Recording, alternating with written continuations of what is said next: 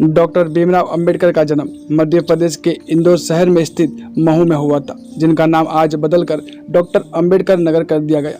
Doctor Bhimrao Ambedkar ji का जन्म 14 अप्रैल 1891 में हुआ था। इनके पिता रामजी मालोजी सकपाल और माता का नाम भीमाबाई था। अंबेडकर दलित जाति से थे और इनकी जाति उस समय एक अछूत जाति मानी जाती थी। इस कारण इनका बचपन बहुत ही मुश्किलों में व्यतीत हुआ। बाबा साहेब अंबेडकर सहित अन्य सभी निम्न जाति के लोगों को सामाजिक बहिष्कार, अपमान और भेदभाव का सामना करना पड़ता था। डॉक्टर भीमराव अंबेडकर हल्की दीपक की रोशनी में पढ़ते थे। वे संस्कृत पढ़ने के इच्छुक थे, परंतु छुआछूत की प्रथा के अनुसार निम्न जाति के लोगों को संस्कृत पढ़ने की अनुमति नहीं थी। परंतु ऐसी विडंबना थी कि विदेशी लोग संस्कृत पढ़ सकते थे। डॉक्टर भीमराव अंबेडकर जीवन में अपमानजनक स्थितियों का सामना करते हुए धैर्य और वीरता से अपनी स्कूली शिक्षा प्राप्त की और इसके बाद वे कॉलेज की पढ़ाई की। उनका विवाह रमाबाई अंबेडकर 1906 में हो, जिनका निधन 1935 में हो गया था। उसके बाद सविता अंबेडकर से डॉक्टर भीमराव अंबेडकर ने 1948 में विवाह किया, जिनका निधन 2003 में हुआ। बाबा साहेब अंबेडकर की शिक्षा। डॉक्टर भीमराव अंबेडकर ने 1907 में मैट्रिकुलेशन की परीक्षा पास की। उसके बाद एल्फिस्टन कॉलेज में 1912 में वे ग्रेजुएट हुए। 1913 में उन्होंने 15 प्राचीन भारतीय व्यापार पर एक शोध प्रबंध लिखा था। डॉक्टर भीमराव अंबेडकर ने 1915 में कोलंबिया विश्वविद्यालय से अर्थशास्त्र में एमए की शिक्षा ली। 1917 में पीएचडी की उपाधि प्राप्त की। National development for India and analytical study विषय पर उन्होंने शोध किया। 1917 में ही वे लंदन स्कूल ऑफ इकोनॉमिक्स में उन्होंने दाखिला लिया, लेकिन साधन के अभाव के कारण उन्होंने अपनी शिक्षा पूरी नहीं कर पाए। कुछ समय बाद लंदन जाकर लंदन स्कूल ऑफ इकोनॉमिक्स से अधूरी पढ़ाई उन्होंने पूरी की। इसके साथ ही एमएससी और बार एट लॉ की डिग्री भी प्राप्त की। अपने युग में सबसे ज्यादा पढ़े लिखे राजनेता और विचारक थे। भीमराव अंबेडकर कुल 64 विषय के मास्टर थे। इन्होंने 9 भाषाओं के जानकार थे और विश्व के सभी धर्मों के रूप में उन्होंने पढ़ाई की। कोलंबिया यूनिवर्सिटी से master.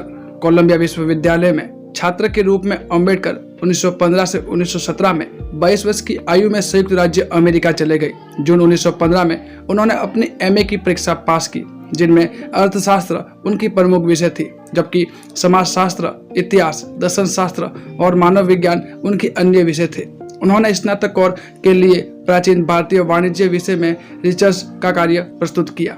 London school of economics में masters. London school of economics के अपने प्रोफेसरों और दोस्तों के साथ अंबेडकर ने 1916 से 1922 में एक बैरिस्टर के रूप में डॉक्टर भीमराव अंबेडकर अक्टूबर 1916 में लंदन चले गए। उन्होंने वहां ग्रेज इन में बैरिस्टर कोर्स में प्रवेश लिया। साथ ही उन्होंने लंदन स्कूल ऑफ इकोनॉमिक्स में प्रवेश लिया, जहां उन्होंने अर्थशास्त्र में डॉक्टरेट पर थीसिस का काम शुरू किया। डॉक्टर भीमराव अंबेडकर के द्वारा लिखित पुस्तकें। बाबा साहेब समाज सुधारक होने के साथ साथ एक अच्छे लेखक भी थे। उन्होंने अपने जीवन में लेखन में रुचि होने के कारण कई पुस्तकें भी लिखी, जिनमें उनकी महत्वपूर्ण पुस्तकें निम्न है। भारत का राष्ट्रीय अंश, भारत में जातीय और उनका मशीनीकरण, मुख्य नायक, ब्रिटिश भारत में साम्राज्यवादी वित्त का विकेंद्रीकरण, रुपया एक समस्या, बहिष्कृत भारत, जनता, जाति विच्छेद, संघ बनाम स्वतंत्रता, पाकिस्तान पर विचार, श्री गांधी और अछूत की विमुक्ति, राणा डे, गांधी और जिन्ना, क्षुद्र कौन और कैसे, भगवान बुद्ध और बौद्ध धर्म पर। भारत रत्न डॉक्टर भीमराव अंबेडकर के पास 32 डिग्रियों के साथ बाबा साहेब 9 विषयों के सबसे बेहतर जानकार भी थे। उन्होंने लंदन स्कूल ऑफ इकोनॉमिक्स में मात्र 2 साल और 3 महीने में 8 साल की पढ़ाई पूरी की थी। वे लंदन स्कूल ऑफ इकोनॉमिक्स से डॉक्टरेट ऑल साइंस नामक एक दुर्लभ डॉक्टरेट की डिग्री प्राप्त करने वाले भारत के ही नहीं बल्कि पूरी दुनिया के पहले और एकमात्र व्यक्ति है। प्रथम विश्व युद्ध की वजह से उनको भारत वापस लौटना पड़ा। कुछ समय बाद उन्होंने बड़ौदा राज्य के सेना सचिव के रूप में नौकरी प्रारंभ की। बाद में उनको Sydenham college of commerce and economics में राजनीतिक अर्थव्यवस्था के प्रोफेसर के रूप में नौकरी मिल गई। कोलपुर के साहू महाराज की मदद से एक बार फिर वे उच्च शिक्षा के लिए लंदन गए। प्रयत्नशील समाज सुधारक डॉक्टर भीमराव अंबेडकर ने इतनी असमानताओं का सामना करने के बाद भी सामाजिक सुधार का मोर्चा उठाया। अंबेडकर जी ने ऑल इंडिया क्लासेस एसोसिएशन का संगठन किया। सामाजिक सुधार को लेकर वे बहुत ही प्रयत्नशील थे।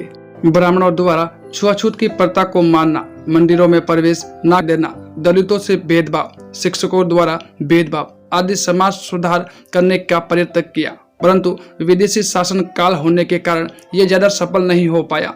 विदेशी शासकों को यह डर था कि यदि ये लोग एक हो जाएंगे तो परंपरावादी और रूढ़िवादी वर्ग उनका विरोधी हो जाएंगे। छुआछूत विरोधी संघर्ष। डॉक्टर भीमराव अंबेडकर छुआछूत की पीड़ा को जन्म से ही झेलते आए। जाति प्रथा और ऊंच नीच का भेदभाव वह बचपन से ही देखते आए थे और उन्होंने इसके स्वरूप उनके काफी अपमान का सामना भी किया। डॉक्टर भीमराव अंबेडकर ने छुआछूत के विरुद्ध संघर्ष किया। इसके जरिए वे निम्न जाति वालों को छुआछूत की प्रथा से मुक्ति दिलाना चाहते थे और समाज में बराबर का दर्जा दिलाना चाहते थे। 1920 के दशक में मुंबई में डॉक्टर भीमराव अंबेडकर ने अपने भाषण में ये साफ साफ कहा था कि जहां मेरे व्यक्तिगत हित और देश हित में टकराव होगा वहां पर मैं देश हित को प्राथमिकता दूंगा, परंतु जहां दलित जातियों के हित और देश हित में टकराव होगा वहां मैं दलित जातियों को प्राथमिकता दूंगा। वे दलित वर्ग के लिए मसीहा के रूप में सामने आए, जिन्होंने अपने अंतिम क्षण तक दलितों को सम्मान दिलाने के लिए संघर्ष किया। डॉक्टर भीमराव अंबेडकर बनाम महात्मा गांधी। सन 1932 में पूर्णा समझौते में महात्मा गांधी और डॉक्टर अंबेडकर आपसी विचार विमर्श के बाद एक मार्गदर्शक पर सहमत हुए। वर्ष 1945 में अंबेडकर ने हरिजनों का पक्ष लेने के लिए महात्मा गांधी के दावों को चुनौती दी और what Congress in Gandhi have into the untouchable नामक लेख लिखा। सन 1947 में अंबेडकर भारत सरकार के कानून मंत्री बने। डॉक्टर भीमराव अंबेडकर गांधी जी और कांग्रेस के उग्र आलोचक थे। 1932 में ग्राम पंचायत बिल पर मुंबई की विधानसभा में बोलते हुए अंबेडकर जी ने कहा था कि बहुत ने ग्राम पंचायतों की प्राचीन व्यवस्था को बहुत ही प्रशंसा की है। कुछ लोगों ने उन्हें ग्रामीण प्रजातंत्र कहा।